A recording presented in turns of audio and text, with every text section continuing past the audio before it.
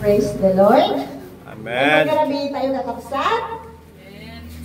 Malakpakan tayo magparti ako. Hallelujah.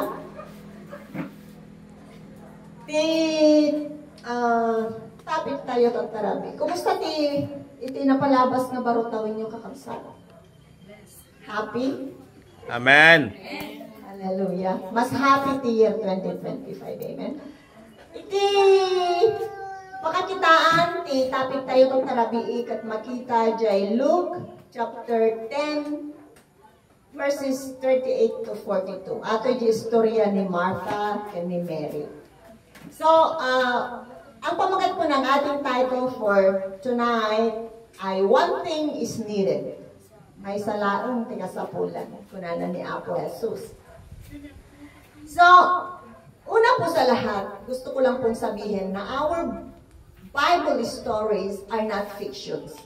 Gusto ko lang pong sabihin na ang mga istorya na nababasa natin sa ating mga Biblia ay hindi po kathang isip or hindi po ito gawa-gawa ng mga tao. Ito po ay totoong nangyari. So gusto ko lang pong i-take note ninyo yon na ang mga nababasa natin sa Bible ay totoong nangyari. Hindi po ito gawa-gawa ng tao.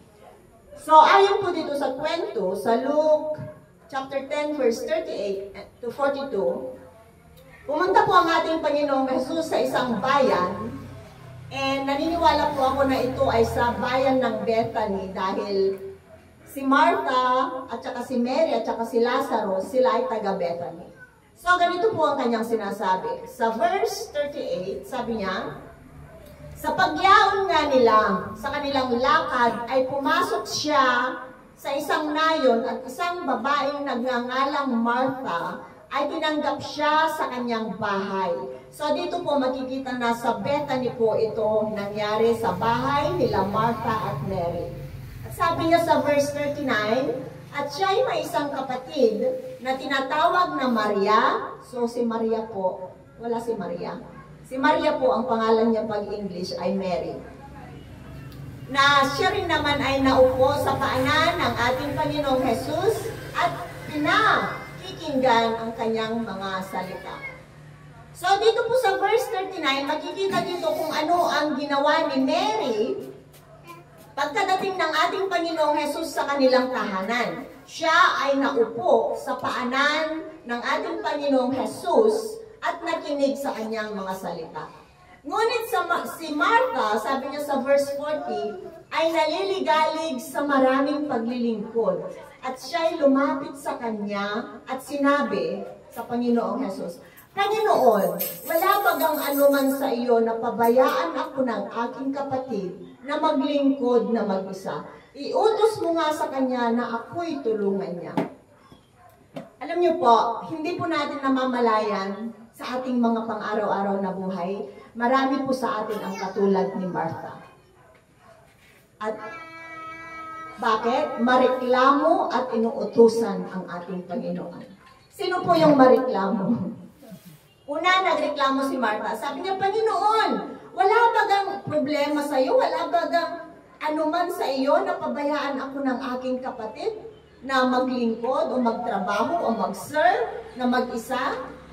Pangalawa, sabi niya, utusan mo nga ang aking kapatid na ako'y tulungan niya. So, inuutusan niya ang Panginoon.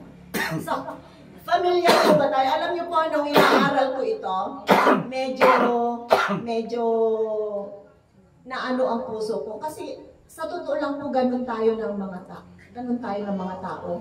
Mareklamo tayo at inuutusan natin ang ating Panginoon. Lalo na pag may sakit tayo, Lord, di mo ba nakikita? Nahihirapan ako sa sakit ko. Pagalingin mo nga ako. Sino ba yung ganon? Ha? Lord, alam mo naman ang sitwasyon ko. Bakit? Ayusin mo nga. Sino ba yung ganon? Nakaka-relate na po kayo?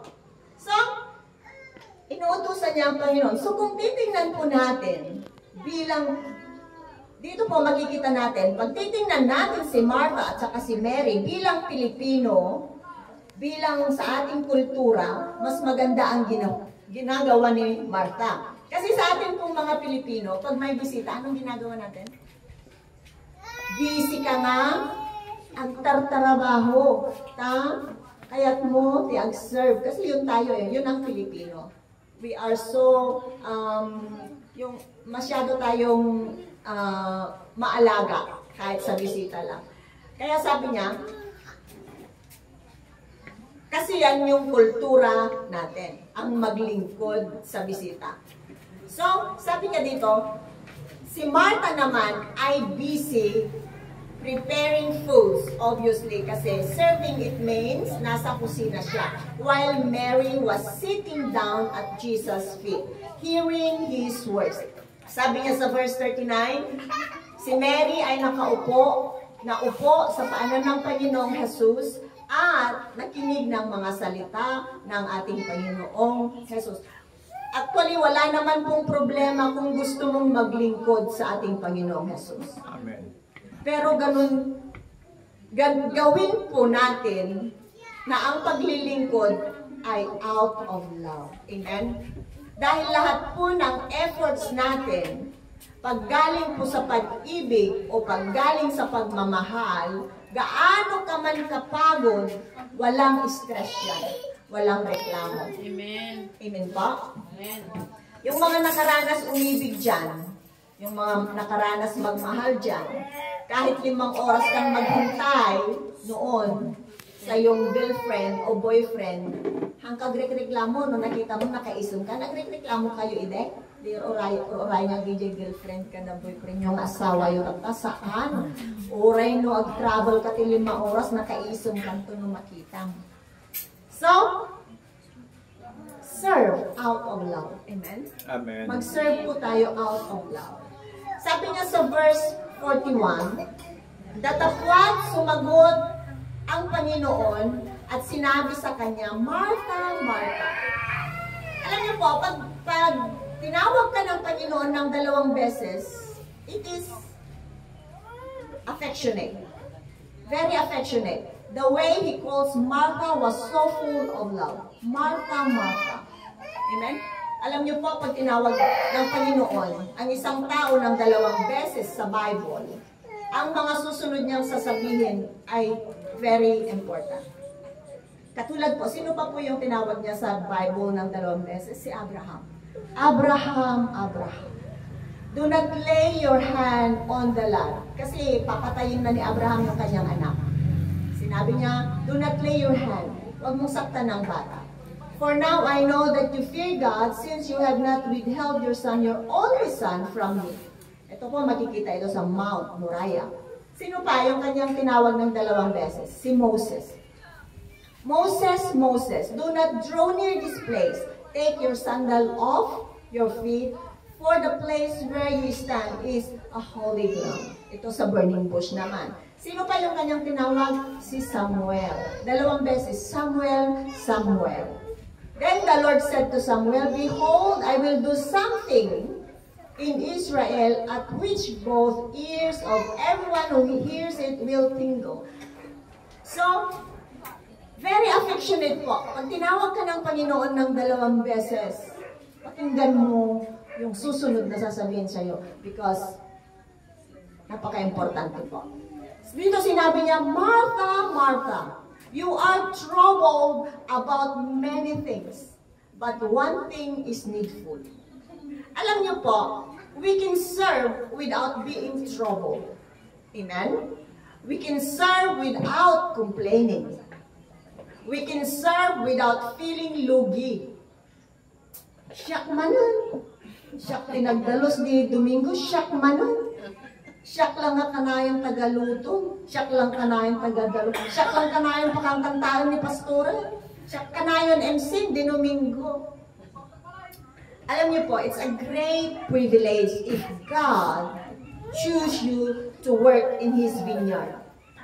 Amen? Amen. And in this world, the vineyard of the Lord is His church. Amen po? Amen. Iti kaubasan ni Apo, ito'y lubong, kat ato'y church na. Iso nga, you are so blessed Kapag pinili ka ng Panginoon, kapag isa ka sa pinili ng Panginoon na kumilos para sa kanyang kaubasan. Amen? Amen. So, kahit po yan tagalinis o tagapunas, it is worth dahil ito po ay para sa Panginoon. We are working in the vineyard of the kingdom of God. Amen po? Amen. Huwag po natin sasabihin na tagalinis lang ako o tagaluto. Don't forget, no tagaluto ka, you are cooking for the harvester of souls. Amen? Don't forget na you are still working in the vineyard of God. Alam niyo po, anong inaaral ko ito? Kasi minsan may mga pagkakataon na pag marami kang problema, parang ayaw ko na eh. Gusto mong nang mag-give up. Pero nung inaaral ko po ito, how can you live the vineyard of the Lord? Amen? Amen. Kaya it is truly a great privilege dahil hindi po nauubusan ng sources ang Panginoon. He can always ask or pwede lang siyang kumuha ng kung sino diyan nagagawa ng mga bagay na ipinapagawa niya sa iyo pero ayaw mong gawin. He can always ask or get someone to do your given task if you reject His calling. Kaya kahit lahat po tayo dito, may calling po tayo. Kahit akala nyo nakaupo lang kayo dyan, hindi po. Yung lahat po na nai-input sa inyo ng mga salita ng Panginoon, pag nagamit nyo ito sa isang kaluluwa na nakasama nyo, you are working in the vineyard of God. Amen po. Halimbawa, yung naririnig nyo ngayon na i-share nyo sa isang tao, you are working in the vineyard of God. Amen? Amen. So if God calls you to be part in His vineyard, rejoice. Magalak po tayo, be glad, and do your given task without complaining. Amen? Kahit po sabihin natin, noon nga nasa Singapore ako, naglilinis lang ako ng CR. Naglilinis po ako ng CR ng church, nagwalis, nagluto, lahat po yan na nasubukan po yan. Wala po sa isip ko na isang araw tatayo ako rito. I dream to teach children. Nag-dream po ako na mag-Sunday school sa mga bata kasi mahilig akong magturo, ng mga istorya. Pero hindi ko po inisip na tatayo ako sa adult na church. So, it is a great privilege. Amen? Amen. Dito po sa kwentong ito, our Lord did not rebuke Martha's serving. Hindi niya nirebuke si Martha na huwag kang mag-serve. Hindi po. Ang nirebuke niya ay ang kanyang pagiging trouble. Ang kanyang pagiging stress. Ang feeling niya na siya ay lugi dahil nakaupo ang kanyang kapatid at nakikinig kay Lord. Yun po ang nirebuke ng Panginoon. Sabi niya, Martha, Martha, you are troubled and worried about many things, but one thing is needful. So, sa verse 42, sabi niya, datapwat isang bagay ang kinakailangan sapagkat pinili ni Mary ang magaling na bahagi na hindi aalisin sa kanya. Ang Panginoong Jesus mismo ang nagsabi na one thing is needful. Ano po ba itong one thing na tinutukoy dito? To sit at Jesus' feet and heard His word. To sit. What does it imply to sit at Jesus' feet and heard His word? Hindi po ito yung uupo ka sa paanan ng Panginoon because our Lord Jesus is not with us. So, paano ka uupo sa Kanyang paanan? Alam niyo po, sitting is a posture of rest. You are sitting. Nakatugaw kayo. You are sitting, I am standing. You are resting. You are resting. So nga doon nakatugaw tayo, dumangay ka, makaturturog ka. Because you are resting. To sit at Jesus' feet and heard His word is to rest on Jesus and in His word and in His promises. Amen? Amen. Pwede po kasi tayong makinig ng salita ng ating Panginoong Jesus, pero ang puso natin ay puno ng turmoil. Tama pa? Pwede po tayong nandito, nakaupo dyan, pero yung puso natin puno ng ng problema, punong-puno ng hinanakit, maraming nandito sa loob ng puso natin. Puno ng pag-aalala, puno ng pagkabalisa, puno ng worries. No, the Lord wants us to rest on His Word. Amen. The Lord wants us to rest on His promises. Amen? Ano po ba ang salita ng ating Panginoong Jesus? Paano natin ito mapapakinggan? Everything po is written in the Bible. The Word of the Lord is all written on the Bible. Sinabi po sa Bible na 365 times na nakarecord na sinabi niya sa Bible na fear not, huwag kang matakot. So every single day, pagkagising pa lang natin, yun ang message sa atin ng Panginoon. Huwag kang matakot. Fear not. So, why fear if this God who created everything says in the morning when you wake up, fear not. Huwag kang matakot, anak. Why? Bakit hindi mo na kailangang matakot? For, ito salita ng ating Panginoon, I am your help in times of trouble. Amen? Salita po ito ng ating Panginoon. The Lord is your help in times of trouble. Amen? Pinipersonalize ko lang po para mas maintindihan natin. At sabi niya, I will never leave you nor forsake you. So why fear? Bakit ka matatakot? Kung ang Panginoong Diyos na lumikha ng lahat ay hindi kanya iiwanan at hindi kanya pababayaan. Amen? Amen. Why fear if the Lord is your strength? Kasi sinabi niya na I am your strength. Sinabi ng Panginoon na siya yung ating kalakasan.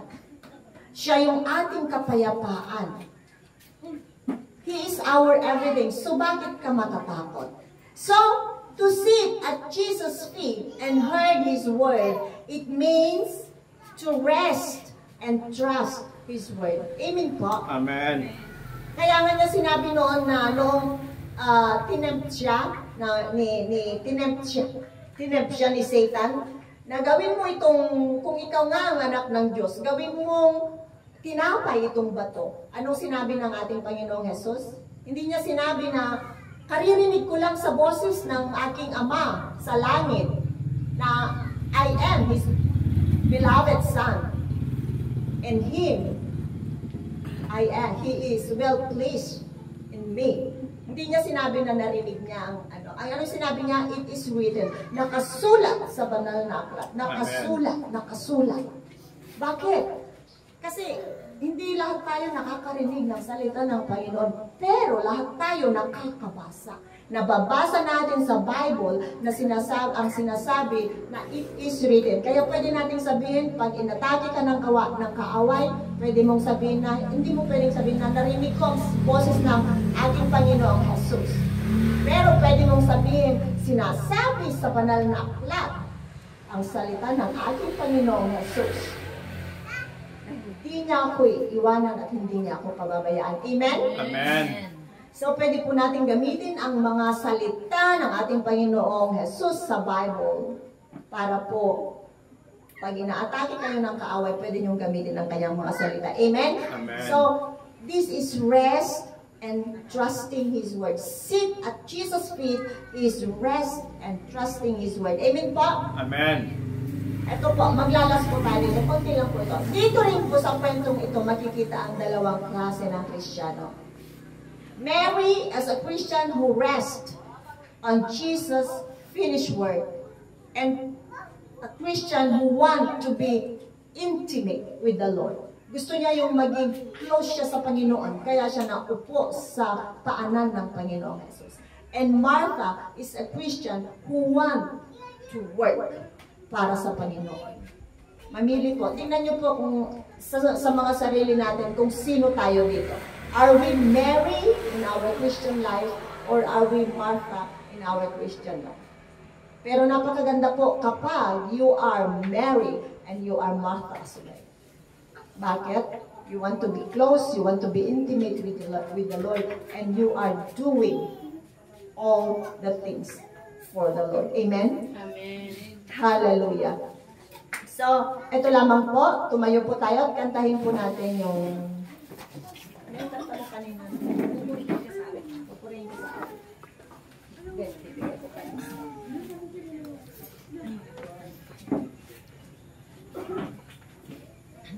Hallelujah.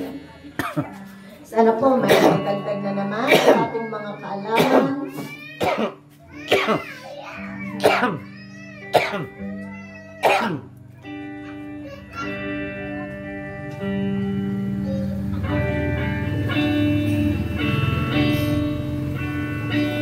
Walang hanggang katapatan Sa buhay ko ay lagi mong laan. Narito dahil sa biyaya mo, habang buhay magpupuri sa'yo. Pupurihin ka sa awit, itataas ang aming hiling, itatanghal sa buhay ko'y tanging ikaw, O Diyos. Higit pa sa kalagitan ang iyong kalwalhatian,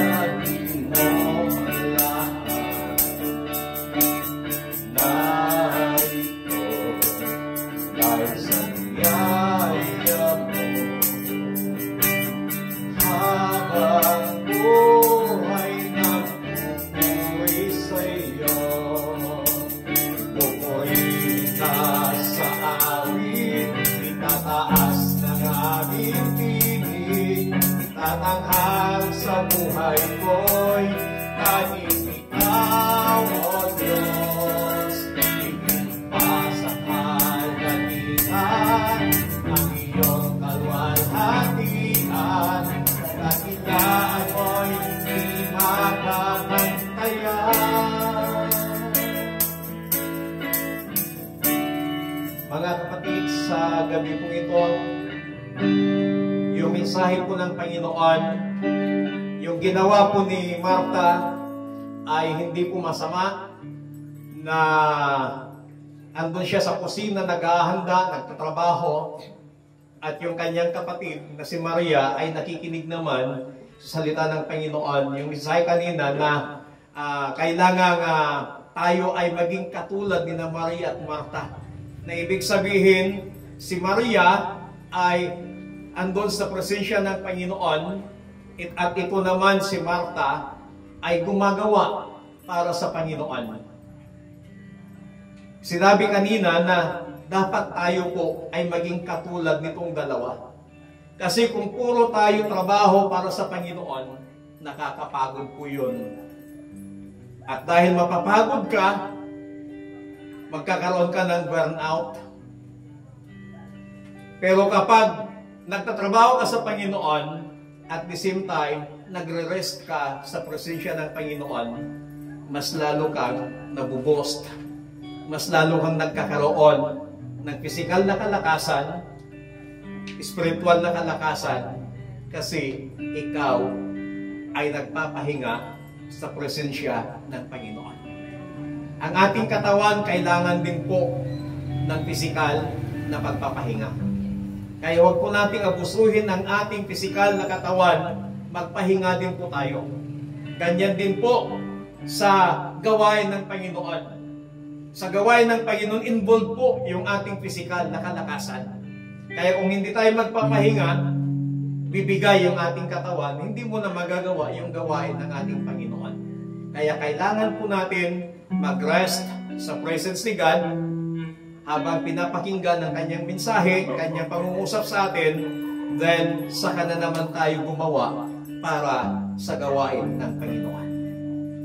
Salamat, Panginoon, sa gabi pong ito, sa napakagandang mensahe na inyo pong ibinigay sa amin. Pinalalahanan mo kami, Panginoon, na dapat kami ay matuto ding magpahinga sa iyong presensya at hindi lamang basta gumawa ng gumawa para sa iyong gawain. Panginoon, alam namin ng aming katawan ay nakakaramdam ng pagod. Pero kapag ang iyong presensya ay kasama po namin, Panginoon, kung kami ay nagpapahinga sa iyong presensya, yung pagod na yan, pinapalitan mo ng bagong lakas, pinapalitan mo ng bagong pag-asa, at pinapalitan mo, Panginoon, ng bagong mga revelation upang kami muling makagawa at may pagpatuloy ang mga ministeryong ibinigay mo sa amin sa iba't ibang aspeto ng aming paglilingkod sa inyo habang kami po ay nandito pa rin sa ibabaw ng lupa. Tulungan mo ang bawat isa sa amin, palakasin mo ang aming pisikal na pangangatawan, palakasin mo ang aming espiritual na kalagayan, at kayo po ang siyang patuloy na may taas sa aming mabuhay. Salamat po ng marami, itong aming samot na langin, sa matamis na pangalan ng aming Panginoong Hesus, ang lahat ay magsabi ng palakpakan natin ang Panginoon.